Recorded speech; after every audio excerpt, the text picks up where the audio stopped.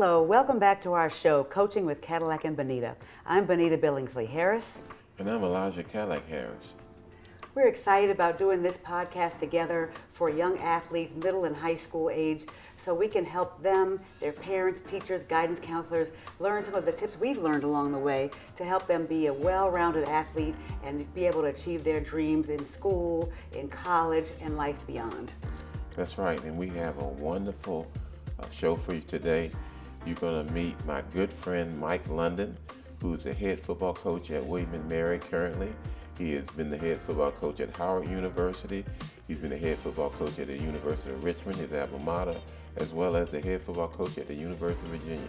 He's also played for the Dallas Cowboys and coached for the Dallas Cowboys. Your favorite team. My favorite team. And he has a lot of words of wisdom to share. So sit back, relax, and enjoy this conversation. Thank you, Coach. Thank you so much for joining us. Coach London, you are one of my husband's favorite college coaches because of your philosophy that emphasizes academics and character development and football. And you not only tell your players to go to class, but you trust but verify. You follow up with their professors to make sure they're going to class and they're treating people with dignity and respect. So thank you so much for role modeling for so many of us. Thank you so much, Coach. Yeah. Definitely. You know, Cadillac. You and I, we go way back. That's right. I remember there was a chance to hire you at Virginia. We sat down in the office there and we talked. But a lot of respect over the years, for what you've done, who you've coached. Your philosophies very much aligned with mine in terms of faith being a critical component of it all. Right. It's been really neat to know you and still getting your daily and your daily messaging, man. It's like right on point. Your daily devotions. Oh yeah, absolutely. Yeah. Well, I'm excited today, Coach, because I think you and Cadillac's expertise and guidance will undoubtedly inspire our listeners to take their game to the next level. So we'll get right to it. All right, let's do it. Okay. So, Coach Cadillac and Coach London. Coach London, starting with you, what are the 3 top things you tell high school athletes if they want to be recruited in college? Well, I mean, obviously, to be recruited, you want them to have an ability. That's always critical. Obviously, the skill set and doing the things that they need to do to get seen. You want them to have the capability. And now you'd be talking about the academic requirements, the things that are going to be needed and necessary for them to further not only their on the field athletic opportunities, but making sure that the capability in them learning, knowing the new languages, the writing samples, all the different things that are tied up into the elements of becoming a student athlete, and then the sustainability about the ability to be able to do it over and over and over again, to just be that person that's going to be consistent of bringing the tools that you need that are necessary to be acclimated to a college athletic lifestyle, but at the same time they're going to help you gain the kind of education you want to have going into the 21st century, because we're living in a country now where AI and all these other different things are going on, that you got to be on point with what you know, what's being taught to you, so you can have discernment, but also just becoming a well-rounded citizen as well. And guiding your social media is one of the things we talk to young athletes about. Absolutely. And one of the other things is you mentioned it. You got to rep your behavior. You got to rep your reputation. You got to make sure that you handle those issues in the classroom and outside of the classroom and in your community, and the social media stream that you have. You got to manage all of those things, which is a little bit different than when you and I grew up. But at the same time, there's a level of responsibility. You got to take responsibility for your actions. So your profile of who you are all the time, when no one's watching you, you got to have a profile that speaks louder than what your actions might say.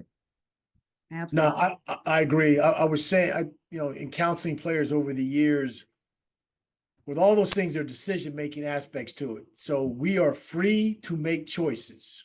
Right. We are not free to choose the consequences of those choices. That's right. So make the right choices that are appropriate, because you can't choose the consequences of things that happen if you don't make the right choices. And so that's who you're around. That's what you put into your body. That's right. That's who you're, just all those different elements of those things. But we talk about that often. Absolutely. What are the best qualities that both of you look for in a middle and high school athlete that you think that will make them successful on the college level? That's a great question. I think the can-do approach for an individual being the dogged determination, just knowing that not give up on things. Over the course of the years, we developed, a phrase. I didn't develop it, but it's just been used, and I've adopted it. Is so what, now what? Like, stuff happens to you in life, on the practice field, on the playing field, in the classroom, all those things. So what are you going to do about it? You can stop and not do anything, or you can find ways to get yourself back into a position where you're still fighting. Never let man put a period where Right. God puts a comma. Man puts a period and says, that's it. You can't do it anymore. Right. God says, hold on a second. Nope. That's There's right. more, there's nonetheless, there's however, there's even so, all those things. That's And right. so I think the so what, now what aspect of anyone at any great age level is, never stop. We talk about having done all the stand therefore, and, instead of asking God for a lighter load, a lighter load, he'll give you a stronger back. That's right. And so, the so what, now what mentality for anyone, particularly these young people, these high school age kids that come up against somebody saying you're not tall enough, you're not fast enough, you're not this enough, is to be dogged in your determination once again that you're worthy, you're fearfully, wonderfully made. That's right. And never let anybody tell you can't do anything. Absolutely. You were created to be good. So you're created to be good, and now you have those choices to make when you decide which end of the stick you're going to pick up. Because if you pick up one end of the stick, you pick up the consequences that go along with those things. So that is a critical piece that that we teach. We both are in love with those principles, and those principles will keep you traveling in the right direction and being able to see, controlling what you see, what you hear, and what you do. Always interested in talking about those aspects of character development, Right. surrounding yourself with good people. What comes out of your mouth matters. Having empathy, and then tone and civility will always matter with any conversation that you have, whether you agree with it or not. The Right. tone and civility part of it matters. Right. And thank you for saying he or she, because with this channel, this really is for male and female athletes. Of course, both of you are Right. football veterans, but we want to reach out to all athletes that are wanting to get to that next level and give them some tips for how they can get there. Definitely. Yeah. Absolutely. And so, do you all have any specific steps that you recommend that middle and high school athletes take now so they can stand out and increase their chances of getting recruited and earning scholarships? Well, I will simply say that one of the things that at the level that I spend most of my time on, I'm mentoring at 3 schools right now, as you know. He's flunked retirement, Mike. I'm not built to retire, and You want to coach a job? You want to coach still? yeah, I may take you up on that, sir. I'll give you a call, that's for sure. Please don't answer. Yeah. I've already been a football widow. But like I said, I mentor at 3 different schools, and I bring that pedigree of and the successful tips to those young men. I got a young man that's in middle school right now. He's one of the best athletes in the school, and now he's picking up those habits. He's developing habits. So before they get to you, Mike, I get them ready by helping them build their personal profile, which is a school profile. We talk about being in attendance. You got to be present, and then you got to have a strong work ethic. You got to have mental toughness, because things are going to happen in your family, and when they're getting pulled in those different directions in the media's situations, they got to understand how that can just be part of your story. It's not a period, as you said. It's not a period. It's just a part of your story and part of your journey. And I love training young people, as well as nowadays, Mike, parents. is just as critical as the people that we coach and teach. Yeah, that's a great point. I think so. I get them as high school kids most of the time, but I would tell middle school kids this as well. And even sometimes even some of the young adults is like, Yeah. be an original version of Mhm. yourself Yeah. rather than a carbon copy of someone else. somebody else. Yeah. And so kids will watch TV, they'll watch the different stars, and we've talked about social media. They'll go on there and they'll give the clicks and the likes and things like that. Be an original version of yourself in terms of who you are and who you want to be, and embrace that. And I think what happens is as a leader, a servant leader is Cadillac, as you know, this is our job is to, and I'll give an example, someone holding a glass that looks like it may be half empty. And most people will say that for youngsters, your glass is half empty. I look at the glass being half filled. Right. And what does it need? It needs pouring into. It needs people that are in servant leadership positions to pour into individuals. It might be more study time. How do you get acclimated to transitioning your athletic play into the academics? Or how do you translate into being a better brother or cousin or whatever it might be, or a better teammate? So what does it need? It needs pouring into. So I think that if you embrace like who you are and be that original version of that, and not try to be so many other things and what other people are doing, then you give yourself a solid chance to be on solid foundation, to learn from people that are pouring into you. Because all that matters, whether you look at somebody looks at you, I tell a middle school person or high school person, if they look at you as like a glass half empty, I look at you, or people like yourselves, you guys look at your glass half filled. It needs pouring into to fill its potential. Right. So the potential of what you are, who you can be, is incumbent upon leaders like myself and like you guys that can pour into them. And even a youngster, can pour into somebody else's glass. That's right. And still get a blessing from that standpoint. Because what happens if you're worried about, well, who's pouring into my glass? Right.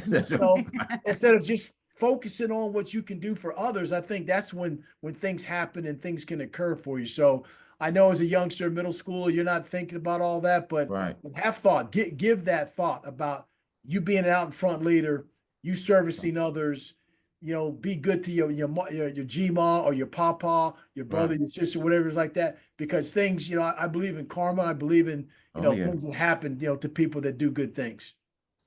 Absolutely. When you pour into others, someone is pouring into you all Definitely. the time. So, Definitely. he who waters others water themselves. So that's just a fact. So we live by those principles, and that's a staple in your life. When you look at who you're following, I ask players, I always ask them all the time. So who are you following? Who are you following? Evaluate your following list, because that's who you're getting shaped by. You're getting formed by what you're listening to, what you're hearing, what you're seeing. So tell me the top 10 people that you're following, and I'll tell you who you're trying to be like, and how much time you're spending. Show me how much time you're spending in the media arena, and I'll tell you what direction you're headed in.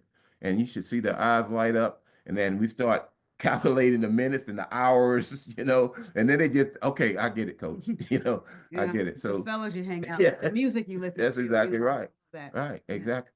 So all that plays a major point in growing and develop young people. Cadillac talks a lot about, and we've actually been married for going on 26 years, and we dated for 7 years before that. So I've actually I had to make sure, Mike. I had to make sure. Behaving well enough for me to say yes.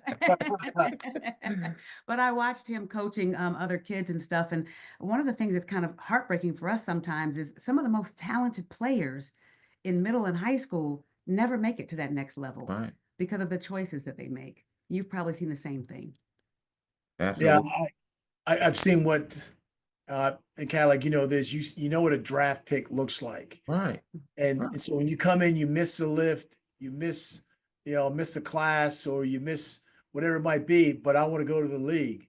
And like you mentioned, the NFL, National Football League also stands for not for long. Not for That long. NFL too. So if you're not those everyday steps of being habit formed in terms of what you do, how you do it, the way you go about doing it, that's critically important. And so as teachers, role models, mentors that I know you've been over the years, Cadillac, it does hurt sometimes to see some kids want to take the easy way out, Right. or the shortcut, because the old GPS where you put the address in, I want to go to the league, and you Right. start out and you start making wrong turns because people were telling you about shortcuts. Right. Mhm. Start telling, hey, when possible, make a legal U-turn, Right. calculating route, all those things like that. And then sometimes, like, what would normally take you a certain amount of time to get there because you listened to other people, you took the shortcuts, you had to go the long way, and it says you have arrived, but it's like 9 hours later than what you That's right. That's an So- excellent analogy. It is. It is. I think we can all relate to that because as soon as I get in the car, the first thing I do is put in the address Right. and follow that navigation system. So it's an excellent analogy. It is. And I'm constantly asked, like, Coach, who's the best players you coach? I'm like, the best players, the 5 guys that's played in the league, I've coached players that's better than all of them. But they were not able to do the things that we're talking about today. They were not able to see their potential, hold on to those people who are pouring into you that have already got a track record of getting things done the right way. That's who you need to be following, and watch who we're following. All right. And so if you can get on that train, then you can end up in the destination where you want to be. Yeah. Oh, go ahead, Benita. No, go ahead, Coach. I was going to say, so we've had our, in college, you have exit interviews where after spring practice, I sit down, I talk to every player about their academics, where they are, how's their family, how's their wellness life going on, things like that. And what I found is that the better the relationship that coach has to player, or player even extends himself to the coach, the better off circumstances and things can be. Because here's in my world of, if the position coach doesn't have a relationship with the player, when the player goes to the cafeteria and the eggs are cold, the eggs are cold. And then the player goes to the library and you want to order a book, the book's not there. Right. What if you have a relationship with the coach where the two of you, there's a give and there's a take, there's pouring into the glass. Then that player goes to the cafeteria, the eggs are cold, put it in the microwave, beep, hot eggs. Goes to the library, don't have the book, let me order the book. You get it in 2 days. And so you can still find ways to associate a self to where you feel like I'm getting something out of this relationship by communicating, by embracing the leadership that's in front of me, by being an original version of myself instead of being a copy of all these other things I see. You can still have those types of opportunities. And I just think sometimes, we are caught up, young people are caught up into, I want to be like this, I look like this, I want to talk like this, when, it's like treat people with dignity and respect. That's one of the other elements of my coaching philosophy. Go to class, show class. That's treat right. people with dignity and respect. It's critical. But for those youngsters out there, it's just be alert and aware of your environment, who you're around, and it's okay to separate yourself from That's people. right. People that got you here That's right. can't get you here. Right. So it's like surround yourself with those people that can help you get to that next level. Absolutely. When we talk about an athlete that's coachable, what would you guys say are the qualities that make, so for middle or high school students watching this show right now, or their parents, what advice would you give them about what makes them coachable? For me, listen first. We Mhm. listen first. Listen to the instructions, Right.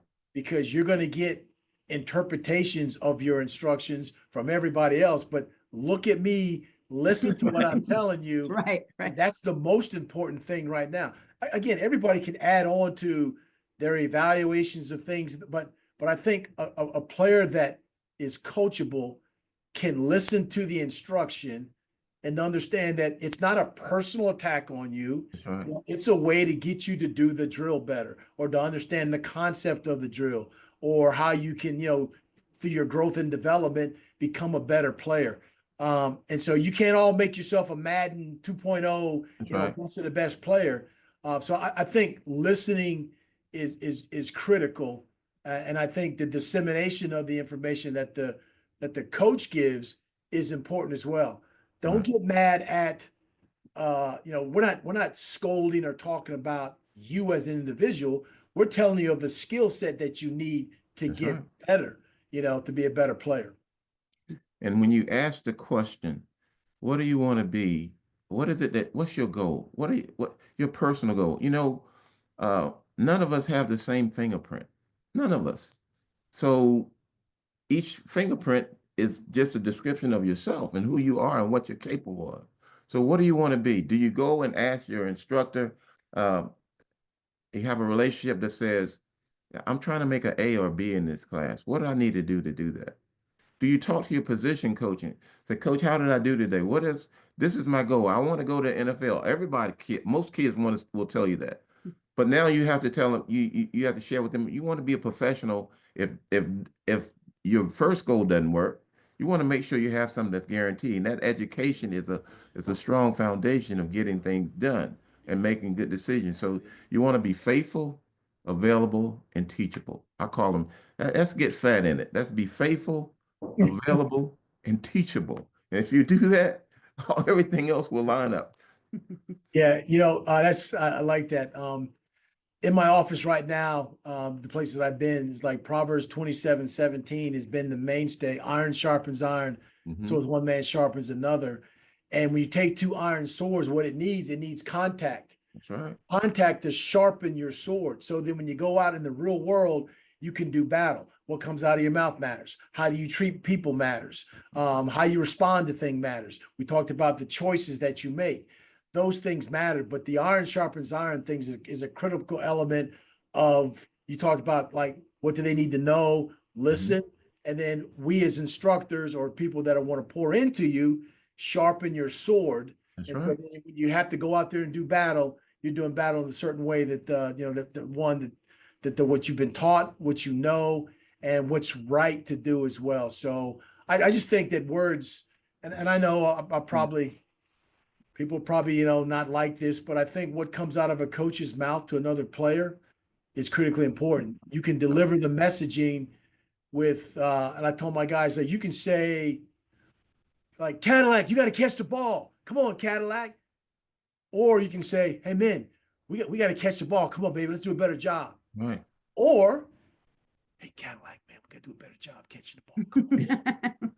So, but hey, Cadillac, catch the ball, calling somebody out in front of everybody, it does nothing to serve the confidence of an individual. We think that's tough love.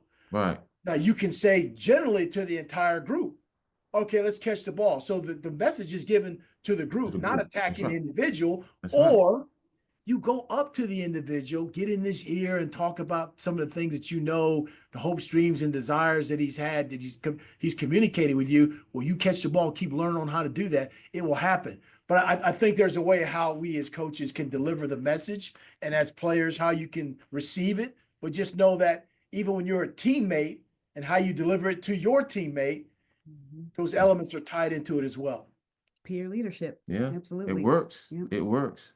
Now, before we go, because I know our time is running out, I would like to give both of you a chance to say, we talked about the importance of academics already. I wanted to ask you about the importance of community service. What does that tell you about an athlete's character? Is that something you look at when you're recruiting students? How important is that to you and an athlete you seek?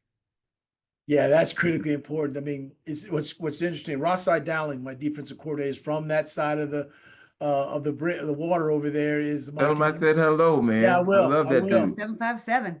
Yeah, my community service guy. So our players will go to schools and read to individuals.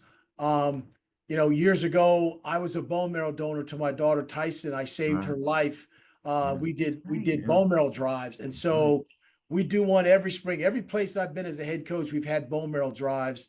And the aspect of, when you say that, people are like, oh my gosh, bone marrow drives. With the way medical procedures are gone now on today, a bone marrow drive or bone marrow donation is like basically like giving blood through a pheresis machine. But anyway, we've done that. I've had like 12 players been identified as matches. You know, I was a perfect match for my daughter, saved her life. She's the head athletic trainer at Heritage High School. Oh my, that's beautiful. You know, so it's like being involved. And I remember the doctors were saying that the odds that a parent could be a match for their own child was like 10,000 to 1, like close to a miracle. Wow. If you don't get involved and being involved with whatever your what do you want to do for the community service, if you don't get involved, it would always be 10,000 to 0 because you're standing on the sidelines not getting involved. Get involved with doing something that's going to benefit, service someone else. And so even though I was identified as a 10,000 to 1 odd to be a match, I was the perfect match for her. And so it's like get involved with something that that your community supports, that your athletic team supports, because it just makes you feel good to be able to lean in to other people that might not be could be less fortunate than you, but also to show that there is a level of service that all of us are required to do. All of us are required to give a level of service and give back to one another. And I think that's critical for for us. It's been that way at Richmond, at Howard, at UVA, and here, that we give back to our communities. And in you helping your daughter and getting other people involved in bone marrow matches every year, look at how many other lives you saved. That's exactly That right. could have been a period in your life where you're like, woe is me, my daughter's sick, we're in trouble, this is a stumbling block. But instead you turned it into a stepping stone, not only for her, but for countless other people whose lives you saved through bone marrow matches. That's Amen. amazing. That's it. So what now? What? All right, let's go. Roll sleeves up. Let's What's go. next, right? right. What's next? Mhm. What's next? And be ready for what's next, and be ready to go get it. That's right. You know, it's an opportunity. Everything is an opportunity. It's how you see a thing. It's what that thing become, Mike. However you see it, that's, the kids, you see a thing, that's what it's going to become. So if you see it as like 1,000 versus 1, that's what it's going to be. And every Saturday is going to be like that. Every Friday night is going to be like that. It's how you see it. It's going to be moments in the game. It's how you see it is what it's going to become. And leaders step up to the players and say the right things at the right moment. Man, I'm so happy to have you on with us today. Man, so you had that locker room talk going on right there, man. So, you had me get ready to get out of my seat and put that on. Let's go. Let's go. Valuable pearls of wisdom in this conversation. Oh, man. I love it. Man, I love this guy, man. We've been together for a long time, and I know who he is. I know who his character is, and that's when you're pointing to people everywhere you've been. That's a great thing, man. That's a great thing. Same to you, Coach. Same thing. I say same thing about you, man. But for sure. So I appreciate you guys. Let's do this again. Maybe even during the season or during the whatever. Let's get together and talk about this and pay it forward, like I know you guys are doing. That would be wonderful. We would love that. Love it, for sure, for sure. And go get it, man. One day at a time, one game at a time, one practice at a time. Get better each day. We're rooting for you. Thank you, guys. I appreciate you. Okay. All right. All right. Take care. Have a Much great love day. to you. All right. Take care. All right. See you. Have a good day.